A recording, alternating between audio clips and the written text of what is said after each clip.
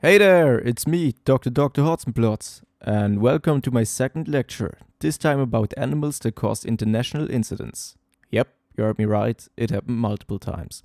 Actually, so often that I'm by far not able to cover all the stories, so I'll just present you a list of the most bizarre ones. But first things first, I want to thank you all for the amazing feedback on my last video. Not a single person has watched it, and this really shows me how much y'all appreciate my work and that my time and effort was worth it.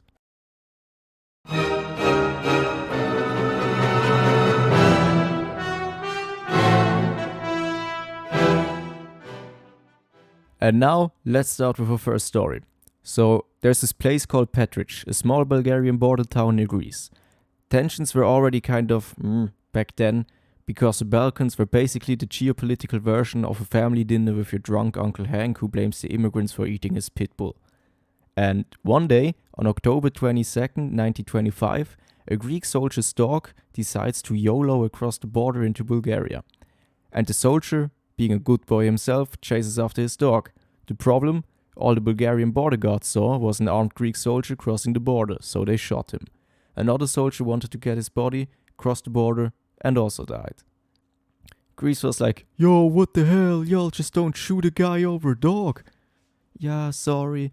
This was a misunderstanding. We're gonna pay the families of the deceased big money, and you can also investigate the incident with Greek police on our territory. Does it sound like a deal?" "Anyway, let's invade them." So instead of solving this problem like grown-ups, Greece decided to start shelling the border town of Petric with artillery and invade it with ground troops. Naturally, the Bulgarians weren't that happy about that little war thingy going on at their southern borders. They had their cornfields to take care of and had zero interest in fighting Greece, so they appealed at the League of Nations, something like a UNO back in the early 20th century. The League of Nations stepped in and stopped the war after only 8 days. Greece withdrew its troops and everything was cool again. Except the 50 people dying in this incident, of which most were Bulgarian farmers in Petric just chilling out. And now just keep in mind that this only happened due to a dog crossing the border, although Greek and Bulgarian historians to this day still disagree if the dog was truly the cause of the war. Our next story also plays in the funny continent of Europe, this time between the much peaceful superpowers of France and Great Britain in the 1800s. Now picture this. You're an unsuspecting monkey, just monkeying around in the trees of your tropical island. Your wife picks some ticks and fleas from your back and delightfully swallows them. The children are playing with coconuts on the beach and your brothers are collecting fruits for the family. Suddenly, a net gets thrown over you. You hear people chanting French songs, poking at you and kidnapping you to their ship. You take one last look on the trees of your home before you were brought on board, forever separated from your family and from your home. The ship takes you up north to the cold lands of northern France. Over the years, you get used to the French. You're now an integral part of the ship and serve as an entertainment for the soldiers. Unfortunately, your Emperor Napoleon decides to go all hearts of iron mode against the nations of Europe, so your crew gets sent up to the coast of England to fight some Brits. One day, the soldiers have just put you in a military uniform for God knows why. You hear a rumbling noise. Suddenly, the ship starts tilting and the soldiers start panicking. The ship is sinking. You manage to escape on deck, people running around, screaming and jumping overboard. You see land on the horizon, so you jump off the ship and swim towards it, not knowing that you will be the only survivor of this incident. You wake up. There's a seagull flying circles over you. You feel something on your neck. As you turn your head to see what it is, a kid is poking at you with a stick. Naturally, you would have run away, but you were too exhausted and the military uniform that you still wore was wet and too heavy. The last thing you notice is how more and more people gather around you before you fell unconscious again. So, now that we formed an emotional bond with our little monkey friend, we can continue with what those people did with a harmless monkey and why it caused an international incident.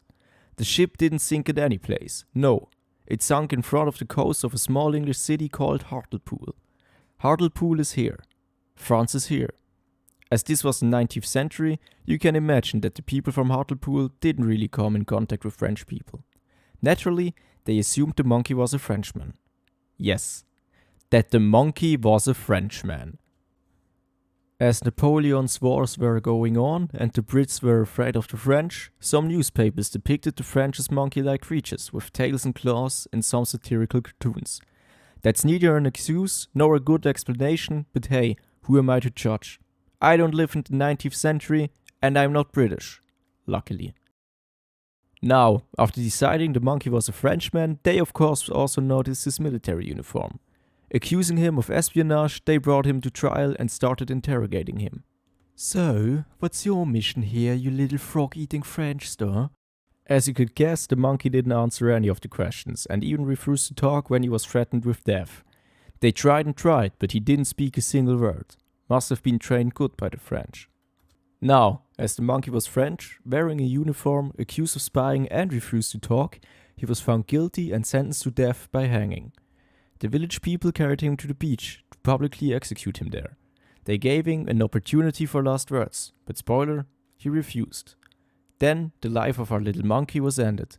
To this day, there's a memorial for our small friend standing on the beach of Hartlepool, and the people from the countryside lovely call the inhabitants of Hartlepool monkey hangers. Now, the beginning of the story was made up by me. We don't actually know where our monkey friend came from. His story is only documented from the British side, beginning with the monkey being washed ashore after they saw a French warship sink. There is also a darker theory, that the monkey wasn't in fact a real monkey, but a small boy called a powder monkey. These children helped loading cannons on board of the ship, so take this story with a grain of salt. From this very much hot war, we're gonna cool it down. To the Cold War. There were many almost oopsie-daisies that could have just annihilated the entire humankind in a matter of hours in the glorious wiener-waving contest between the US and the Soviet Union. Some of them were also caused by animals. One night, West German troops saw a cat crossing the border from east to west.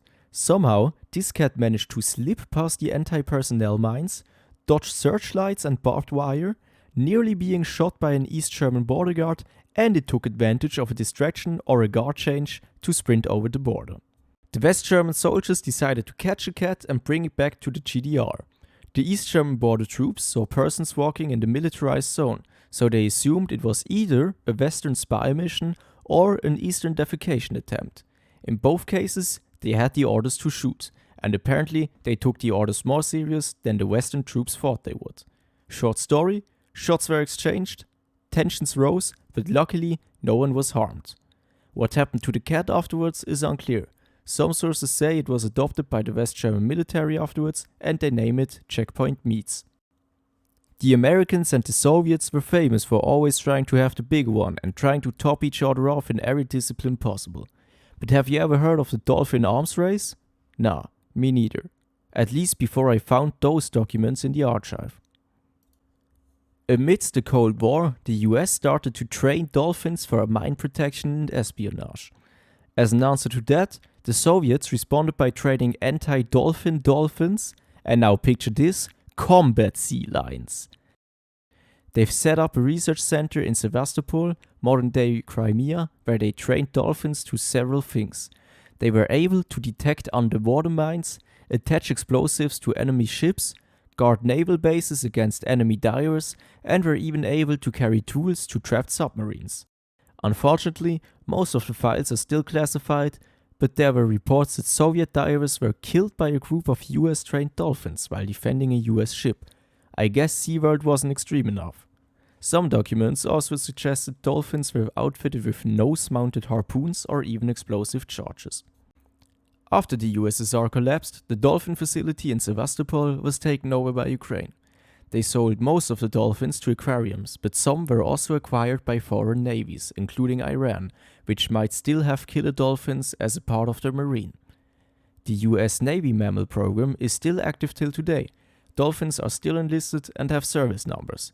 They are used for detecting mines, location of lost equipment, and guarding nuclear submarines. They were even used in the Iraq war in the Persian Gulf to clear mines. And that's it for today. Make sure to leave a like if you liked it and subscribe to my channel if you don't want to miss out on further useless information. Until then, Dr. Hotzenplotz.